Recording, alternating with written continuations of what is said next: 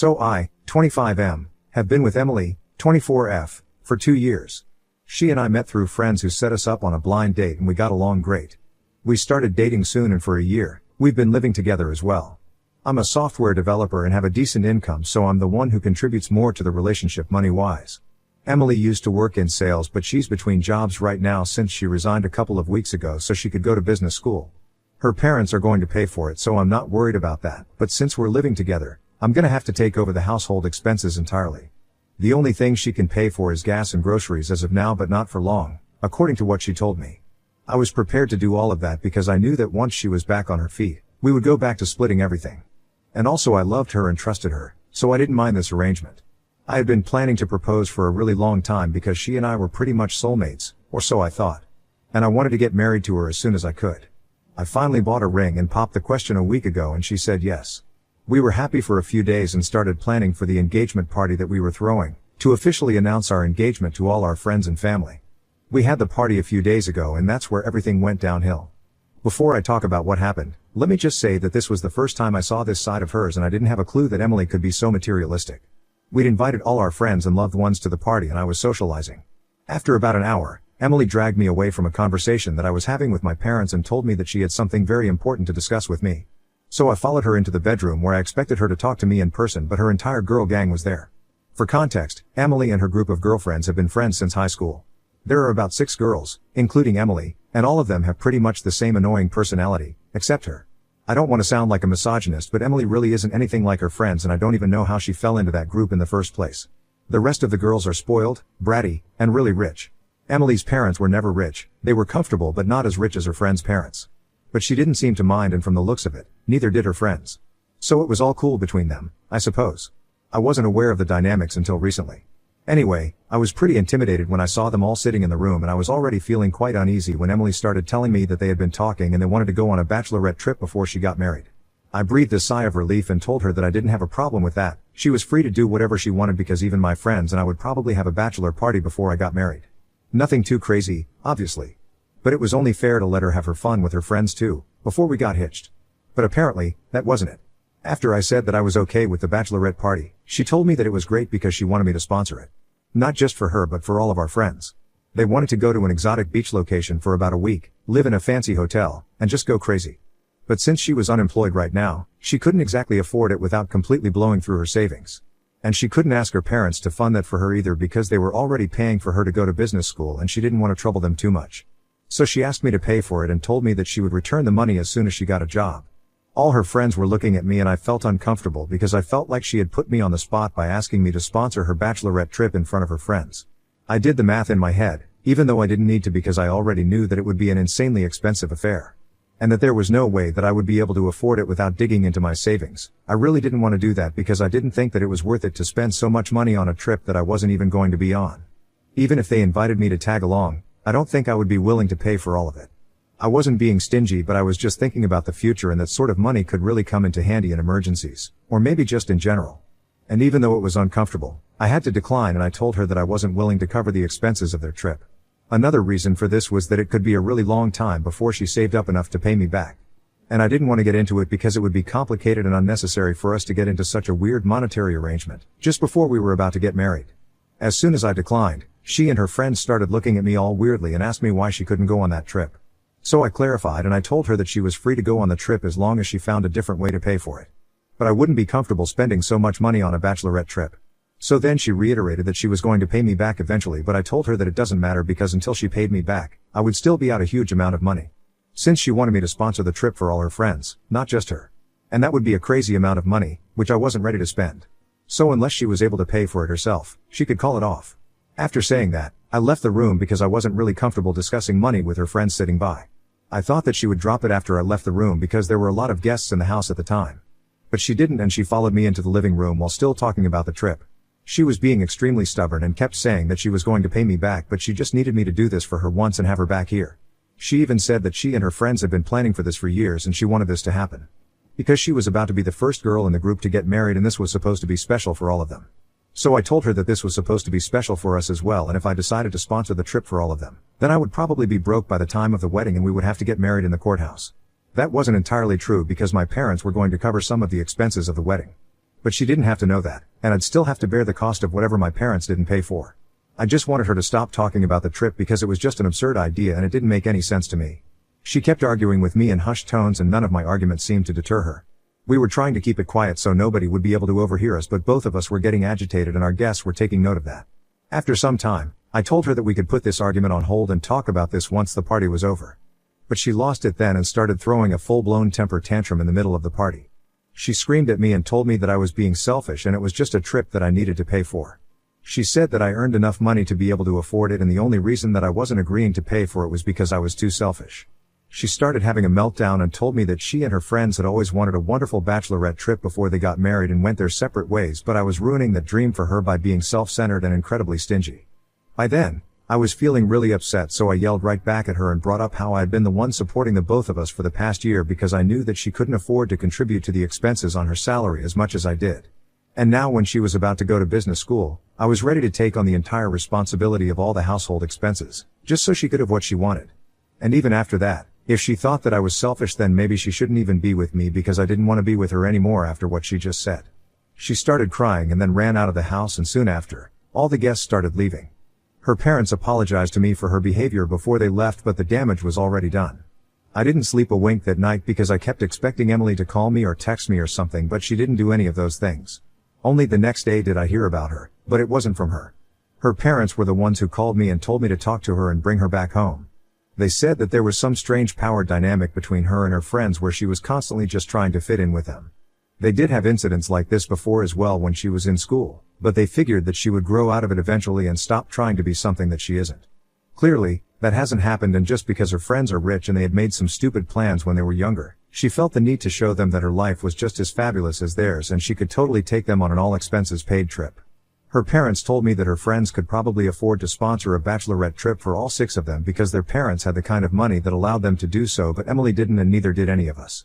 Unfortunately, Emily was too proud to admit it and tell her friends that she couldn't afford a fancy bachelorette trip right now. She just wanted to fit in with her friends. It had always been a thing with her, and unfortunately, it had gone way out of hand this time because she had jeopardized our relationship, thanks to her inexplicable need to constantly prove to people that she's rich or whatever. They told me that they had spoken to Emily, but she wasn't ready to apologize because she was still feeling pretty raw from what happened the previous evening. And now they were begging me to talk to her and get her to come back to me because she was living in a hotel right now, and that was something that she would eventually ask them to pay for. She didn't have the money to live in a hotel indefinitely, and her parents were kind of counting on me to take care of her financially while she went to business school and got her degree. So if we broke up, it would mean trouble for Emily and her parents. And besides, her parents thought that it wasn't worth it to let such a petty argument come in the way of our relationship. They said that she wasn't willing to come back to me because of what I said about not wanting to be with her anymore, and she had apparently taken it really hard. They had spoken to her and she didn't even bring up the other stuff about the trip or whatever. She just seemed really upset about what I said because she felt like breaking up with her was a huge decision, and I just said it without a second thought. And then I didn't even try to follow her or talk to her after that. Of course, she's right about that, but then I was actually expecting her to talk to me. Because she was the one who started that fight and lost her temper first. So I don't think it's too crazy for me to want her to come and talk to me and clear the air between us. The fight was kind of her fault because she was being a little cuckoo about the whole trip, and it was extremely entitled of her to believe that not only would I support her until she graduated business school, but I would also give in to any of her whims and fancies just because she wanted me to. I mean, I had a life of my own as well, and my finances didn't just revolve around what she wanted. I had to look out for myself as well because unlike her, I didn't feel comfortable asking my parents for money, and I didn't want to rely on anybody else.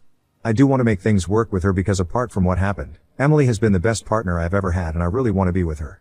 But I don't think I did anything wrong on the day of our fight. Ida for saying that I wanted to break up with my GF when she threw a tantrum at our engagement party. Update 1. So I decided to talk to Emily. Not because I wanted to apologize or get back together, but because I wanted some clarity on what was going to happen after this. Most of you said that I need to run the other way and break up with her because this was a huge red flag that I just witnessed on the day of the party, and I guess that's true. But I can't let go of this relationship without at least a conversation. I need to know what happened and what went wrong, so at least I'll be able to judge if we can fix it or if I just have to give up. I appreciate everybody who commented with advice. But honestly, nobody knows our relationship better than us, and my gut says that I need to talk to her, so that's what I'm going to do. I sent her a text this morning. It's been around a week since she left, and her parents have been texting me relentlessly, trying to convince me to take her back. She hasn't replied yet, and I had half a mind to go see her at the hotel that she has been staying in. Her parents told me where she was, so I could go to her if I wanted to meet her in person, but I think that we'll be taking things too far. It might be a huge, grand romantic gesture. But if she is still mad at me, then it might just come off as creepy. And I don't want to take that risk, so I'll just stick to texting and waiting for her to reply. I sent her the classic "we need to talk" text, and she probably knows that this conversation is not going to be comfortable or pleasant. Like all couples, Emily and I have also had fights before, but none of this magnitude. None of our fights have ever come to the point of actually breaking up. Because we always knew that we wanted to make it work and stay together. This is the first time that either of us has moved out and refused to talk to the other person for more than 2 days. Most of the time, when we would fight, we would make up within the next couple of days. Because it's pretty hard to live together and not speak to each other.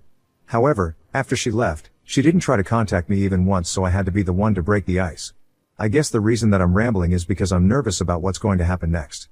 She might break up with me or create a situation where I have to leave. And I really don't want that to happen, because even though things are bad right now, she's pretty much the best girlfriend I've ever had and I love her. Update 2. So, Emily finally replied to my text, and I think we're going to have to meet in person if we want to clear the air. She sent me a text in response, saying that wants to make things work. But she read my post here and is probably going to read the update as well, and she didn't like what she saw in the post.